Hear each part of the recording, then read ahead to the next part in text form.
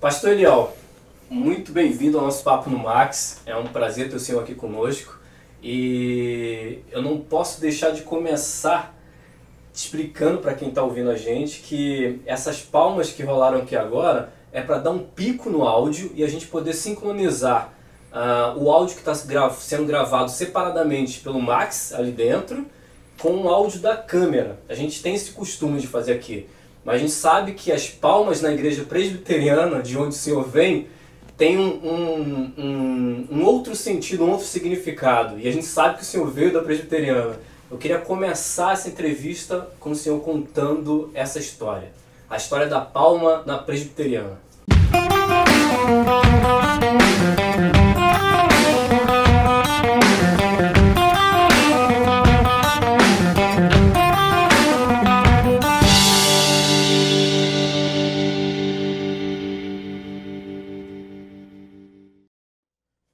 Boa noite, queridos. É muito bom estar aqui com vocês também. Fiquei honrado aí com o convite. Eu sou pastor Eliel, né? Hoje eu estou pastoreando o projeto Obedecer em Saracuruna. Aí fica lá na entrada, né? Ali atrás do Valdir Motos, no prédio onde funcionava, o galpão onde funcionava o Churrasco Brasil. Nós estamos ali há 2 anos, mais 1 ano como igreja Projeto Obedecer. Porque na verdade quando nós saímos aqui, nós saímos da Igreja Presbiteriana do Brasil. Fui pastor da Igreja Presbiteriana do Brasil 10 anos, em especial da Igreja Presbiteriana aqui em Saracuruna, né, que está ali na rua Carlos Matos, durante 10 longos anos. Igreja que eu amo, né, povo muito abençoado, mas, conforme a sua pergunta, das palmas, e a gente vai falar hoje sobre louvor, né, e palmas tem tudo a ver com louvor. Eu tenho um amigo que disse para mim que a minha história com a igreja presbiteriana é até que as palmas os separem, né? Fazendo assim uma analogia até que a sorte os separe. Aliás, sei que a gente bateu um papo anteriormente, né? É um amigo que a gente tem em comum, né? O Carlinhos. Isso, presbítero Carlos. E aí, amados, tive um muito bom trabalho, muito bem feito na igreja presbiteriana. Eu amo o povo maravilhoso, uma igreja muito top. Mas assim, eu acho que a nossa história começou a ruir no momento em que a gente consegue passar pelo conselho a liberação de uma palmas nos louvores para a igreja. Simples, né? Isso, assim, no século XXI, né? Nossa, assim, pessoas que eu converso falam, por que você não iniciou o processo assim, nas palmas? Nossa, mas isso não é possível e tal. E assim, mas foi um processo que iniciou. O conselho da igreja, com todo respeito por eles, mas eles entendiam que alguns, né, não podiam, o conselho da época aprovou, e isso chocou uma parte da igreja. A gente perdeu até muitas famílias, né, da igreja, saíram por causa do fator palmas, né? Sim. Então, assim, não podia ser acompanhado com louvor. E eu até estava falando com você, né, Pedro, antes, a questão é essa. A gente brigou tanto pela palma lá atrás, e hoje a minha igreja, a gente faz lá os cultos também ao vivo, né? E a gente nem prioriza tanto hoje a palma. É lógico que a igreja é mais livre, a igreja pula, a igreja dança, a igreja aplaude por louvor, a igreja glorifica. Tem mas vários instrumentos isso, também. Muitos instrumentos. Hoje a gente... presbiteriana tinha desculpa interromper o senhor, mas já tinha esses instrumentos, tipo bateria, algum instrumento percussivo, e até para suprir a questão da palma, ou é uma... não tinha assim. Aqui, quando eu cheguei na igreja presbiteriana, eu sofri, assim, esse processo da introdução na bateria na igreja, mas não foi na igreja de Saracuruna. Sim. Esse processo eu passei como presbítero na 3ª presbiteriana em Queimados. Ah, sim. Entendeu? Esse é um assunto que está na nossa pauta aqui, que a gente vai trazer à tona. A gente já pode realmente adiantar que a gente trouxe um pastor aqui. O pastor, ele não toca nenhum instrumento, mas tem uma função super importante, que é ser o pastor de uma igreja, e a igreja hoje não vive sem música, né? E a igreja que o pastor hoje faz parte, aliás, são 2 anos, né? 2 anos. É regada a música, né? É impensável imaginar um culto hoje sem essa expressão artística, a gente pode dizer assim? Sim, sim. E como o senhor, nesses 2 anos, o que o senhor aprendeu, o que o senhor percebeu, além dessa questão da palma, que hoje já não é tão significativa quanto naquele tempo lá na presbiteriana? O pessoal não acompanha mais a música com palmas, né? Elas dançam hoje em dia, levantam as mãos, elas participam de outra forma. Como o senhor vê essa mudança de onde o senhor estava para esse projeto que o senhor iniciou há 2 anos atrás? Eu saí há 2 anos atrás, né? Só explicando. Mas assim, há 1 ano atrás eu me desliguei da Igreja Presbiteriana do Brasil, né? Agora, dia 24 de agosto, fez, né, 1 ano que nós desligamos, saímos pela porta da frente, entramos com a documentação no presbitério.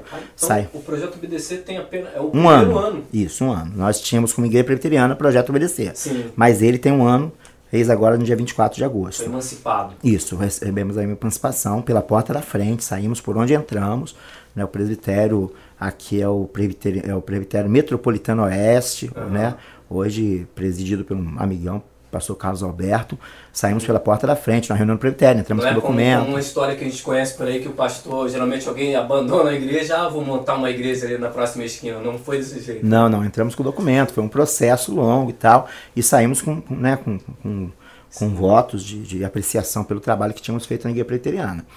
E aí a gente começou desse ano para cá. Então, depois que nós começamos, então hoje nosso Ministério de Música, nós temos os instrumentos, né? Temos instrumentos de percussão, temos, eu não sei nem o nome que se dá, mas a gente tem aquele triângulo, a gente tem aqueles 3 tantanzinhos que o cabra bate ali até isso, percussivo, e a gente tem um Ministério de Dança também hoje na igreja. Então assim, e a experiência antiga com a experiência nova é que a gente vê que a nossa igreja hoje, o Projeto OBDC hoje, a gente tem alcançado muitos jovens. Sim. Muitos jovens. A música atrai demais os jovens, né?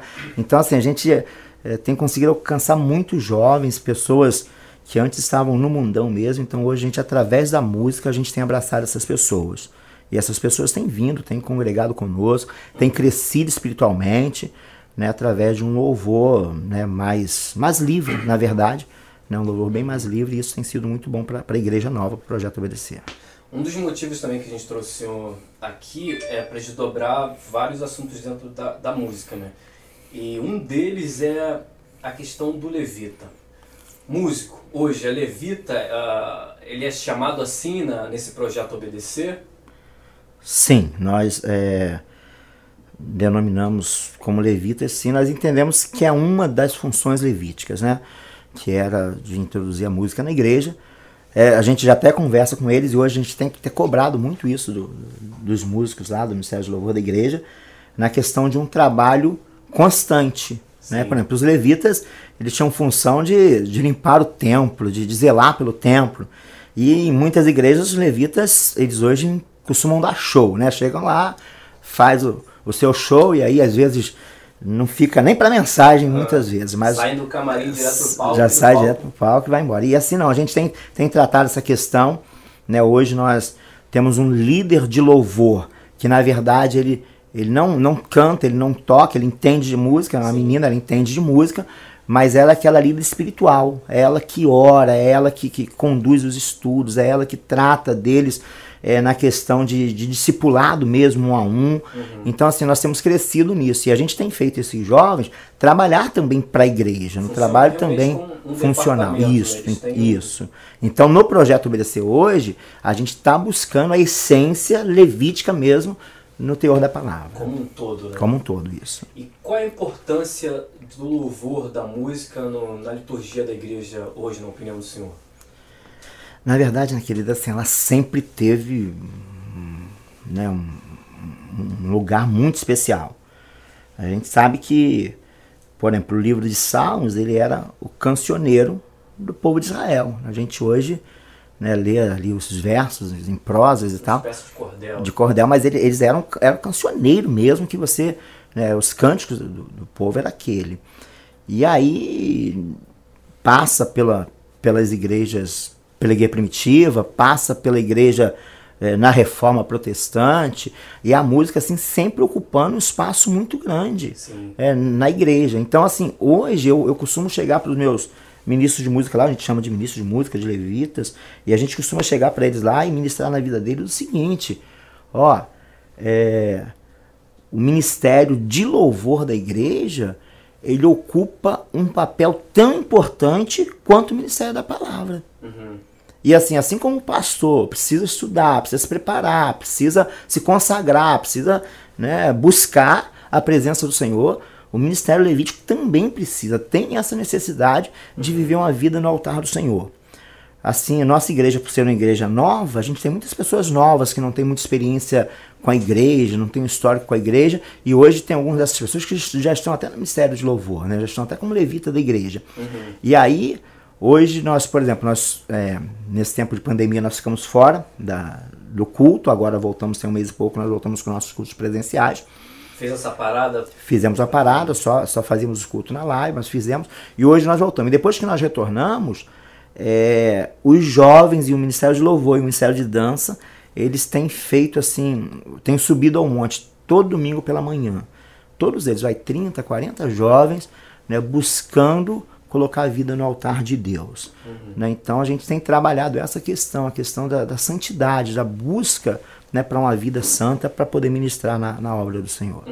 Me fez lembrar um episódio curioso que todo músico, principalmente os tecladistas, sabem e não esquecem disso, virou meme, foi muito debatido. Uma situação, não sei se o senhor ficou sabendo, de um pregador, Samuel, eu não vou lembrar o nome dele agora, ele pediu para solar, um músico, ele estava numa cruzada evangelística, e ele pediu pro tecladista solar a música Eu Navegarei, alguma coisa assim, não sei se o senhor viu esse vídeo, mas aí o rapaz, não sei se ficou nervoso com a pressão, né, não conseguiu solar. E aí ele deu uma bronca ao vivo pro rapaz, né? Foi muito criticado por causa disso, na minha opinião, com razão. Mas assim, eu tô lembrando dessa história aqui porque eu fiquei pensando no fundo musical. As mensagens hoje, sempre o pregador, o rapaz, o pastor, enfim, quem tá com a palavra final, eles meio que já necessitam desse fundo musical. Eu não sei se é para ir trabalhando alguma coisa meio que... Sabe quando a gente está na sala do dentista, está aguardando a ser chamado, no elevador da vida para acalmar? O senhor acha que... Eu não sei se a igreja do senhor participa desse método, se utiliza dele na hora da mensagem, de ter um fundo musical, mas e se ver como eu acabei de descrever? É para, de certa forma, fazer um tipo de abertura da pessoa estar mais... aberta ao que está sendo dito? Como o senhor vê isso? Eu acho que lá na nossa igreja nós adotamos essa medida sim, né? Falar nisso, hoje mesmo uma pessoa me fez uma crítica, né, na questão, falou: pastor, o músico lá que está acompanhando o senhor na mensagem está tocando muito alto e às vezes suplanta a sua voz. Assim, é até meio difícil porque eu falo muito alto, né? As pessoas dizem que eu sou muito pentecostal, né? Isso na hora que o senhor tá pregando. Então tem o acompanhamento lá, né? No teclado, na guitarra. Tem uma coisa de feeling no meio, né? Quando o senhor aumenta a voz, geralmente o músico vem junto. Isso, também. Vem junto. Mas assim, eu gosto porque eu entendo como isso. Parece que você dá você chama, você prende a atenção da pessoa com esse fundo musical. Porque na fala, até a gente aqui, né, nesse momento, tem esse momento dessa silêncio. Pausa aí. Então, a música, ela preenche esse espaço. Na verdade, eu chamo a atenção dos meus músicos lá até na hora do louvor. Eu não gosto que se encerra um louvor para começar outro. Sim. Né? Tem que ser uma coisa, um culto, eu falo que é um culto cantado, ele tem que ser todo interligado. Né? Então, essa música como fundo musical, ela ajuda o que seria o silêncio. Eu acho o silêncio como parte reflexiva, né? O senhor fez uma pausa, o pessoal pensar ali, então a música ajuda nesse... Eu acho que tem todo esse poder introdutivo, né? Introspectivo, nossa, para você ir ao pensamento. Eu creio que sim. Para receber de uma melhor forma a mensagem. Sim. Tem gente que liga ela diretamente a unção de Deus mesmo, né? Sim. Mas assim, Deus usa o pregador, Deus usa o instrumentista também, usa o músico também, mas porque tem aquela passagem lá em 2 Crônicas 3:15, né? Quando o povo estava na batalha, eu acho que Josué, e aí ele vai profetizar, né, para o povo, para o rei, e aí ele chama o tangedor. E aí quando tangedor toca, tangedor, você vai procurar na essência, é músico, é instrumento, né? Instrumentista. Quando o tangedor toca, o Espírito de Deus, diz o texto, que ele se apodera, né? E aí ele profetiza as coisas que realmente acontecem. Tem gente que leva diretamente para essa situação. É lógico que Deus não precisa do tangedor para operar, na verdade não precisa nem do pregador para operar, que se ele quiser operar, ele vai operar sem nós, né? Mas ele se utiliza de nós, né? Se utiliza de nós. Então, é assim, eu não vejo pecado nenhum nisso e vejo a beleza do ato. Então, a gente acompanha pela beleza do ato mesmo. Tem coisas que é só para admirar e não tem problema nenhum nisso, né? É uma forma de arte a música, né? Sim, Essa parte, vendo por esse lado, a música como que é uma arte em si. A questão da música secular, assim, com os meninos da igreja, o senhor dá uma orientada, eles já perguntaram para o senhor provavelmente alguma coisa nesse sentido: pastor, posso ouvir aquela música, ouvir música popular? Ou como geralmente é falado, secular, é do diabo, vou pro inferno por causa disso? Eu fui participar de um debate numa vigília jovem. E aí surgiu essa pergunta. E eu respondi da seguinte forma: vou te falar para você a letra de duas músicas. Você vai dizer para mim qual é uma e qual é a outra, né? Quem me viu passar na prova e não me ajudou, isso é do diabo. Quando me ver no palco vai se arrepender. Porque ele vai estar lá no meio da plateia e você no palco. Vai olhar e ver o Deus que existe em você. Eu me antecipo a dizer que isso eu sem ouvir a outra, que essa daí é do diabo. Aí a outra diz assim, ó: é preciso amar as pessoas como se não tivesse amanhã. Porque o amanhã é hoje. E aí, qual música é de Deus e qual música é do capeta? Né? É de Deus, com certeza. Então a gente sacraliza, a gente é acostumado a sacralizar coisas que não são santas. Sim. Porque foi um crente que escreveu, que foi um cristão que escreveu, aí acha que aquilo é santo. Mas o senhor acha que dentro desse... a música gospel, que é uma embalagem, né? É um rótulo mercadológico, ele consegue, por esse motivo, por ele ser um rótulo, uma embalagem, ele consegue, as pessoas consomem muita coisa ruim por ele estar inserido dentro desse rótulo, da chamada música gospel? Sim. E é aquilo que a gente estava conversando antes, né? Se eu dar uma peneirada nas músicas da igreja, a gente precisa dar uma peneirada. Sim, eu tinha perguntado para o senhor se o senhor faz uma análise do que é tocado na igreja e tudo mais. Isso. Bom, uma ótima pergunta, até por esse exemplo que o senhor deu, foi uma vigília que teve essa pergunta, e essa foi a resposta do senhor. Isso. Acho que é Epitáfio o nome da música, eu acho, se eu não estou enganado, do Titãs. Que é preciso... não, essa música é do Roberto, é preciso amar... Isso Renato Russo, não? Não, qual foi a música mesmo? É preciso amar as pessoas como são. Legião Urbana, Renato Russo. Poderia ser executada essa música em um culto, não sei, de domingo, ou um culto jovem, se uma banda ou o próprio Ministério do Louvor cantasse esse trecho? Já aconteceu isso, não sei se o senhor ficou sabendo, teve uma polêmica danada com o Ministério do Kleber Lucas, ele chegou a tocar não só essa música, inclusive, como uma música também do Titãs. E as pessoas, que absurdo, não sei o que lá. E ele realmente veio com essa palavra, né? Ele disse que o que é ser bom é para ser realmente admirável. Tem coisas boas e ruins no mercado popular, no secular, assim como tem coisas boas e ruins dentro do mercado gospel, né? O fato do compositor, do cantor ser um evangélico e compor para um determinado tipo de mercado religioso não livra dele escrever bobagens às vezes, né? E poderia ser executada uma música dessa num culto? Essa música poderia entrar no repertório do Ministério de Louvor, do Projeto Obedecer? Deixa eu te falar, eu não incentivaria a fazer, né? Nossa, isso vai fora, meu Deus. Eu não incentivaria a fazer, mas se fizesse, não vejo dificuldade nenhuma nisso. Sim, não tem problema nenhum. Não tem problema, não. É o que eu falei. Você vai cantar uma música... Coríntios 13 com Camões, se não me engano. Isso. Né? Você vai pegar uma música, que nem a outra que a gente citou aqui, que tem o rótulo evangélico, que não é nada. Eu ainda falava com você antes... claramente, né? Isso, falava com você antes do projeto. Por exemplo, chegou um rapaz na minha igreja, filho da irmã Rosânia, que foi muito tempo, que tem 50 anos de igreja, a senhora. E ele chegou lá alcoolizado. Ele sempre foi alcoolizado. E aí chegou lá e falou, lá no altar, já foi comigo direto pro altar e falou: pastor, eu quero cantar. Ele estava alcoolizado. Entendeu? Eu falei, meu Deus. Olhei para um lado, olhei para o outro. Falei, vamos criticar, mas toma aí, canta o teu louvor. A mensagem é sempre maior que o mensageiro, né? Aí ele cantou, né? E assim, adorou. E foi muito legal, foi muito bom. A igreja abraçou, não teve críticas? Eu me lembro de um testemunho que eu vi um tempo atrás. Um rapaz que era homossexual, ia para a igreja vestido de homossexual, porque o pai dele era pastor. E um dia ele chegou lá, o nome dele era Paulo, aí o nome de guerra era Paulette.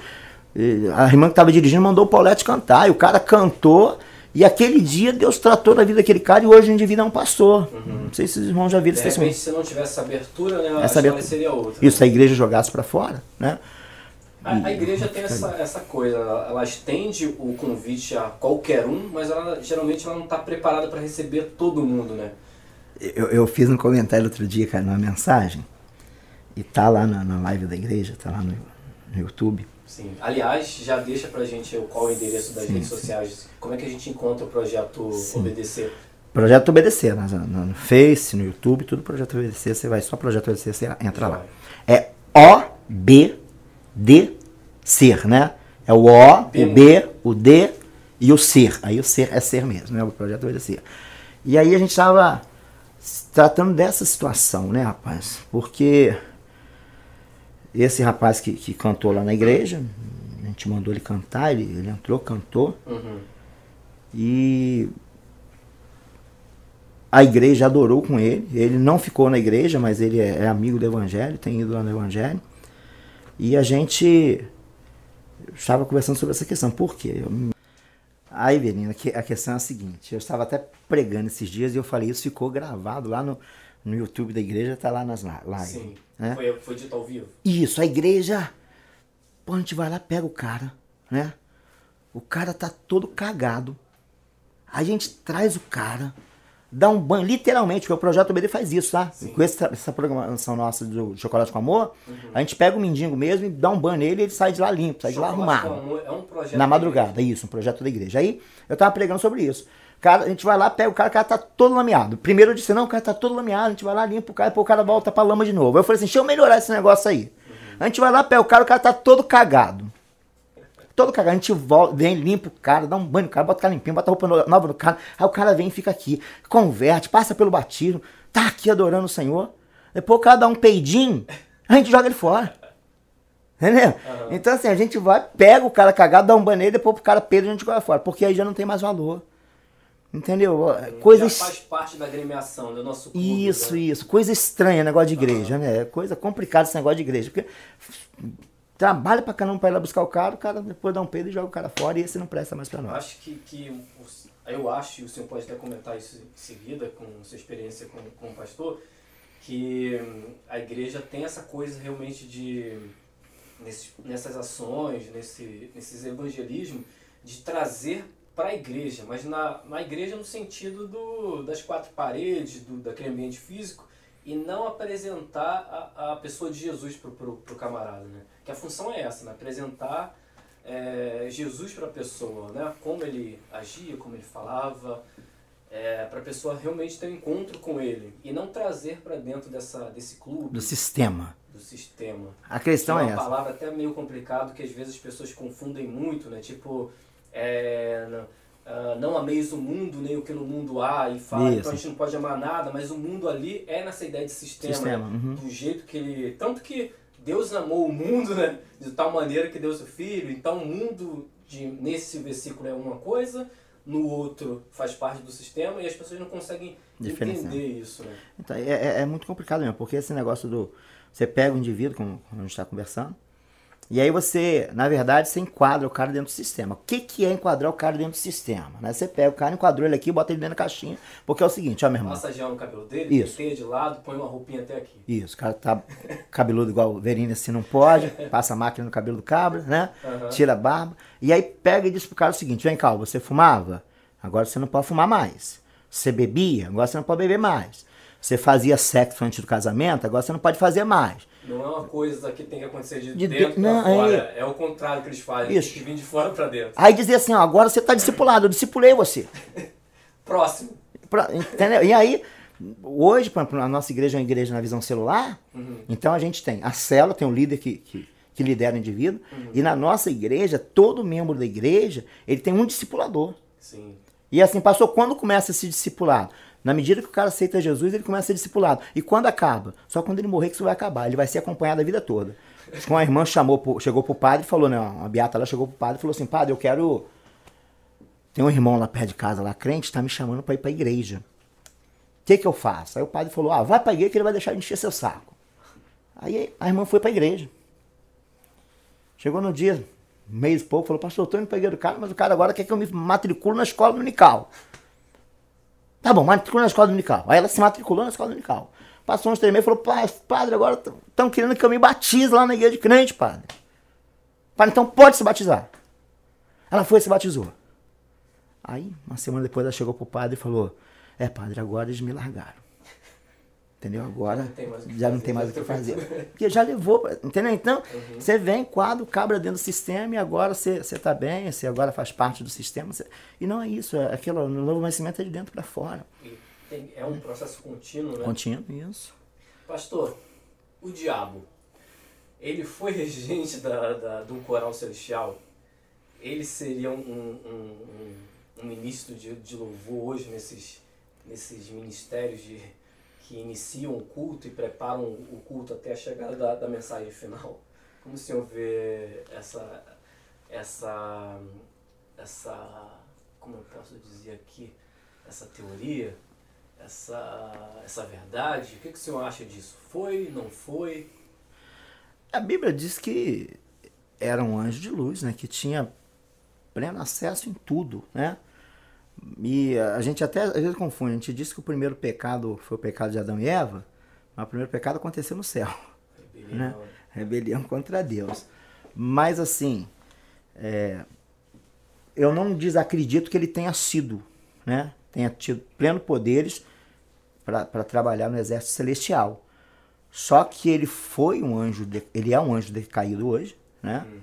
Hoje ele é um anjo decaído que está aí com as suas milícias de demônios sobre a terra realmente, né? Ainda que assim, incorrentes, né? Porque o Espírito Santo está na terra, então tem o seu poder limitado. Ele tem um poder limitado, Satanás tem um poder limitado, mas tem nada a ver a gente dizer que hoje o Ministério de Louvor, né? Ele cuida do Ministério de Louvor, ele também. É uma área muito assediada da igreja, sim, mas por causa do glamour, né, por causa do talento, geralmente, que a pessoa tem, assim como é o pastor, como é um crente consagrado, entendeu? Então, assim, aquele que quer fazer jus ao seu chamamento, à sua fé, vai sofrer perseguição. A palavra diz assim, aquele que está de pé, cuide para que não caia. Sim. Se o indivíduo não tem uma vida no altar, já está no chão, o diabo não quer derrubar quem está no chão, vai derrubar quem está de pé. Então, assim, não só os músicos sofrem essa perseguição, mas o pastor, a ovelha, aqueles que querem ter uma vida santa diante do Senhor, vai sofrer perseguição. Então, acho que não tem nada que fazer, né, apanhado quanto a isso não, porque...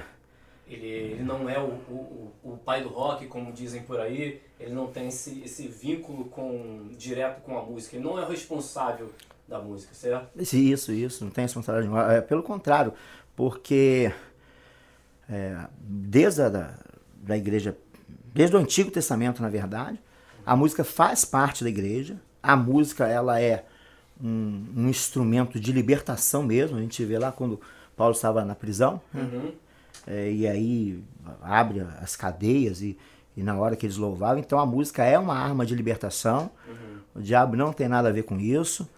Eu não gosto do rock, assim, eu não sou fã do rock, eu sou fã do sertanejo, entendeu? Então assim, mas também... Dizem que o universitário foi a do diabo. Mas os meus jovens tocam rock, tocam sertanejo, então assim, é o ritmo, é um gosto musical. Na verdade, a gente dá alguma coisa a Satanás, ele só tem aquilo que nós damos a ele. Né? Então a gente dá a ele a autoria da música. Né? Eu sou de Queimados, né? Sou natural de Queimados, no Rio de Janeiro. E lá tinha uma banda de rock uma vez lá que deu uma briga do caramba, porque o cara chegou na praça e tinha uma música, uns rock tocando, e aí chegou a igreja lá cantando e começou a cantar, o diabo é o pai do rock, o diabo ele não é pai do rock, coisa nenhuma, não, entendeu? Ele só é pai daquilo que a gente dá a ele. que a gente não dá a ele, não tem poder, não. É o pai da mentira, né? Então, né? Louvor profético. Tá quase um ping-pong isso aqui, né? Mas louvor profético, como o senhor explicaria isso para quem não conhece os jargões do meio? O que seria o louvor profético? O senhor adere esse louvor na igreja do senhor? Como o senhor vê essa questão? Sim. Verino, o que acontece, cara? Quando a gente, na minha visão, né, quando você ministra a palavra, você é um profeta, né? Porque você pega a mensagem bíblica, faz um paralelo com o dia de hoje, você traz a bênção da obediência e traz o castigo da desobediência. Sim, Todo sim. pregador, no máximo, é isso que a gente tem que fazer. Apesar de que hoje, muito e pouco se prega sobre isso. Mas, na verdade, qualquer exegese do texto que você vai fazer isso. Você vai tirar a verdade dela, você vai pegar, né, vai garantir pro cara lá a bênção que a palavra assegura e o castigo que a palavra assegura também pro infiel. No meu caso, assim, nessa ideia, eu acho que todas as músicas são proféticas, todas as mensagens são proféticas. A gente não tem que direcionar uma música, uma série de música como um louvor profético. Sim. Entendeu? Eu acho que todas as músicas, ela tem a finalidade profética, sim, ela traz uma mensagem de Deus, né? Porque essa é a função do exercício profético. Né? O indivíduo recebia de Deus e trazia para o povo. Sim. Então, o louvor, ele é uma mensagem direta, profética, mas eu creio que todo louvor, né, sem ser esses que nós contamos, já falamos deles aí, que traz um monte de heresias, mas todos eles têm uma mensagem profética. E não direcionar um certo louvor como um louvor profético, não. O senhor tocou num ponto interessante aqui que acho que funciona como um link bacana pra gente fazer aqui, que o canal é um canal de música, para falar sobre música, composição, seja ela religiosa ou popular. E a gente pergunta aqui aos compositores o processo de composição. Como é que é o processo de composição para cada um deles, né? O que vem primeiro? Se vem a música, se vem a letra, se eles têm um método para fazer isso, é uma questão de rotina, de tarefa mesmo, eu tenho que compor hoje, até pela demanda de hoje em dia, né? As coisas são praticamente descartáveis, tem que se fazer uma a cada semana, uma música, um clipe a cada mês, essa velocidade, essa coisa de indústria. Pegando isso como um link, o senhor disse que, falando sobre a questão do que é profético, da questão na hora do senhor preparar a mensagem. Eu acho que tem um pouco disso, né, do compositor. O senhor está compondo ali a sua palavra da noite, do dia, e é uma coisa que não para, é eterno, né? O senhor está sempre estudando, sempre buscando fazer links atuais contemporâneos, de alguma forma facilitar o entendimento da mensagem. Como é que funciona isso? Senhor, vou voltar para a questão da música, como falam aqui, que músicas geram, a maior parte das pessoas com as quais eu conversei, disse que elas esperam uma inspiração divina. O senhor fica esperando essa inspiração divina, hoje o culto, hoje é domingo, vou esperar aqui uma inspiração divina, não vou estudar, não vou ler aqui a Bíblia, não vou tentar buscar uma mensagem. Como é que funciona isso para o senhor? É muito interessante a sua pergunta, seu posicionamento aí. O que acontece? A gente tira a mensagem de uma palavra, de uma frase, de uma conversa dos outros na rua, de uma frase lida. Muito parecido com é mesmo o processo, né, de composição. E outra coisa, e tem dia, por exemplo, eu tenho o cuidado, né? Mas assim, eu preciso de pelo menos 6 horas para eu preparar um sermão. Né? Você tem a ideia, Sim. Você lê o texto bíblico, e aí você precisa estudar aquilo, fazer pesquisas, né, em livros, na internet. Você divide essa função no projeto Obedecer com outra pessoa, ou geralmente é só o senhor mesmo que traz as mensagens? Hoje, assim, a minha esposa também hoje tem ajudado muito, a pastora Elisângela. Né? E hoje, assim, dia de semana, o que eu estou fazendo? Eu coloco um líder de célula a pregar. dou o caminho para ele, porque eu fiquei quase um ano, eu que pregava, em todos os momentos era eu que pregava. Sim. Se tivesse que sair, eu tinha que trazer alguém de fora. Então a gente aprontou algumas pessoas, eu tenho alguns diáconos hoje, alguns presbíteros, e os líderes de célula também têm desenvolvido muito nisso. Até porque, assim, o que facilita muito na igreja em célula é porque você prega a mensagem domingo à noite, e a minha célula, ela trabalha a mensagem que você pregou no domingo à noite, você trabalha ela na célula, para ela ficar mais fixada na cabeça das pessoas. Então o líder, como ele tem que estudar a sua mensagem para pregar, ele começa a desenvolver também essa habilidade. Sim. Né? Então hoje eu conto com os líderes de célula, com os presbíteros, com os diáconos e com a pastora para me ajudar. Voltando para a parte que eu interrompi, o seu processo de elaborar essa mensagem. Isso, então, esse processo. Ela não pode, a gente não pode esperar, porque tem dia, vou ver que você chega lá, que você estuda 6 horas, né? Mas tem dia que não entra. Não recebeu nada, como se não veio. Mesmo estudando. Mesmo estudando, lendo, buscando. E assim, já aconteceu comigo, acontece constantemente isso. Sim. Você tá com a mensagem, você preparou o esboço, né, fez a pesquisa e tal, você tá lá com aquele sermão, pronto que é aquele sermão que vai pregar. E aí na hora toca uma música, você vê uma situação dentro da igreja, que aí o Espírito Santo vem e fala com você vai falar isso agora. E o meu professor de homilética, né, Mark Clay Table, não é o sobrenome não, né, mas é da Igreja Batista Universitária de Caxias, o nome de Deus. Ele dizia o seguinte, você, quando acontecer isso, você nunca diz para a igreja isso, para a igreja não ficar preocupada, né? Sim. Mas eu costumo dizer, cara, eu ia pregar outra coisa, mas Deus mandou falar isso aqui agora. Então, quando isso não acontece, é hora de falar as mensagens mais corriqueiras, um Davi e Golias, Isso. Então, é aí. Eu acho que aí é que surgem essas músicas também, essas balelas aí, porque quando o cara não recebe nada, ele tem que fazer, aí ele faz aquilo que está atrás da orelha, né? Aproveitando também que é um papo sobre música aqui, o senhor sabe, eu acredito que o senhor também vê assim, se não vê, pode ficar à vontade para discordar e comentar em seguida, que o responsável, direto ou indiretamente, dessas pessoas que compõem corretamente ou fora de contexto bíblico, histórico, enfim, tem muito a ver com o que é dito nos púlpitos, né? Sim, sim. O camarada está ali embaixo, ele absorve aquilo que vem ali, se veio certo ou errado, mas é o que ele está recebendo. Brasil, principalmente, não é um povo de leitura. O que ele observa de conhecimento vem literalmente único e exclusivamente do púlpito, geralmente. E essa é a fonte de conhecimento que ele tem para compor. Você ouvia assim também? Sim, sim. Não é bereano, né? Porque o bereano ele via lá e aí ele estudava, pesquisava para falar se aquilo é verdade. E não é. Então é fruto do que houve, sim. Entendeu? Fruto do que houve na igreja, o que houve na mídia. Porque hoje, rapaz, é assim, o exercício pastoral fica muito difícil porque você estuda, você faz tudo para preparar o sermão, né? E a igreja às vezes não te ouve. A sua igreja, por exemplo, eu sei disso. Sim. E a gente fica enciumado, mas deixa passar. Mas a igreja está ouvindo os megas pregadores, né? Que não é aquele que alimenta eles, não. Sim, e uma mensagem enlatada, né? Uma mensagem que é repetitiva em vários...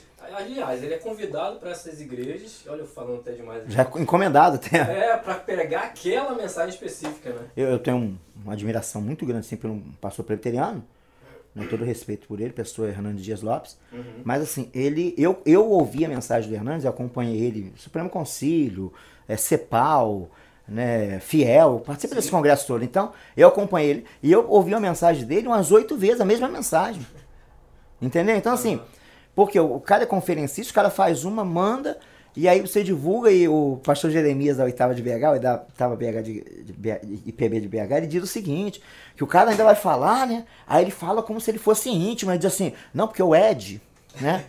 O Ed que prega bem, o meu pastor prega mal.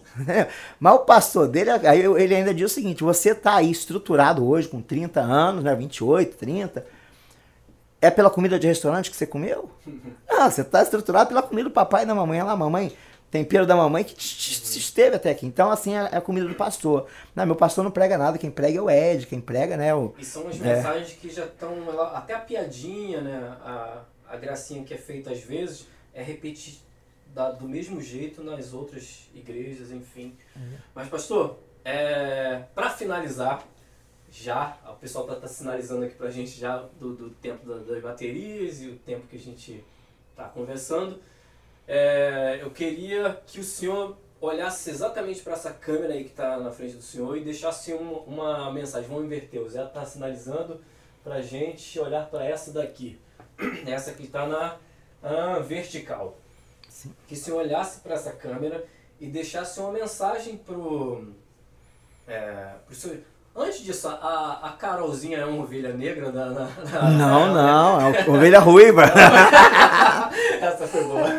Deixasse uma mensagem para o senhor, para os membros, né, desse projeto Obedecer, que é o seu projeto, que já tem um ano, e um ano onde aconteceu várias coisas legais, como o senhor compartilhou algumas aqui com a gente, e para quem o senhor quisesse, a mensagem que o senhor quisesse para quem está acompanhando essa entrevista, espaço é do senhor.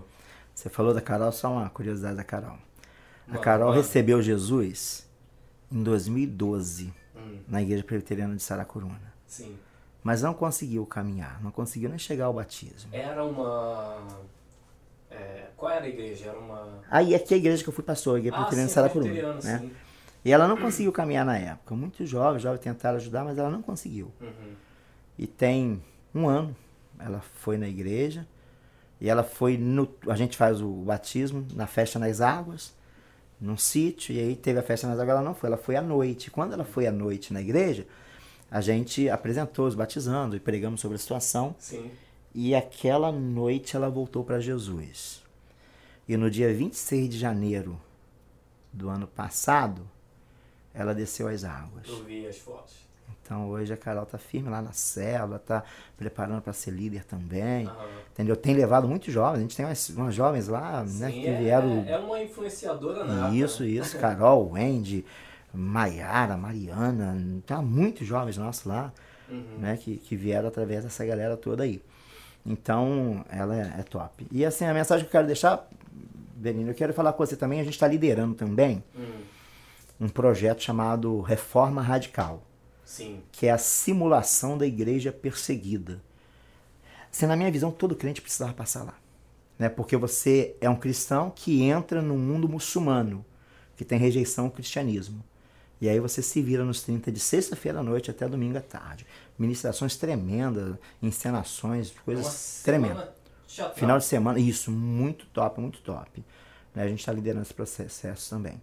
E assim, não só para o povo do Obedecer, mas para o povo do Reforma Radical. A gente tem mais de 5 mil inscritos lá no nosso canal, do projeto Obedecer, do Reforma Radical. É que a gente está vivendo um tempo ruim, um tempo de pandemia, um tempo de isolamento. E a gente tem ouvido as pessoas dizer que quando isso passar, é hora da igreja crescer.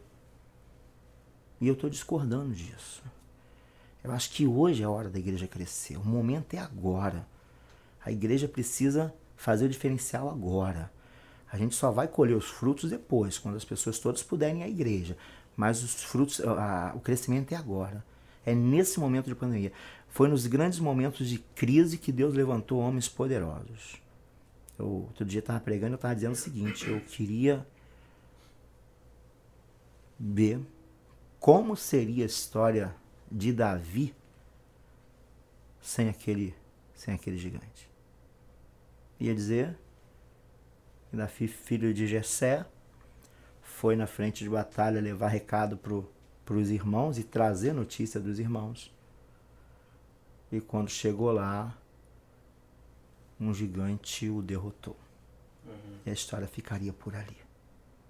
Ou até, interrompendo a história do senhor, se ele não tivesse aparecido por lá, continuaria sendo Davi, mesmo pastorzinho, sendo o gigante, né? Isso. Mas o pessoal não teria a ideia que tem hoje. Então o gigante, na verdade, foi um presente de Deus. A crise que nós passamos é um presente de Deus. Deus quer fazer a gente crescer com esse processo. Então, como igreja de Cristo, a gente precisa crescer. Tem que partir para cima da crise?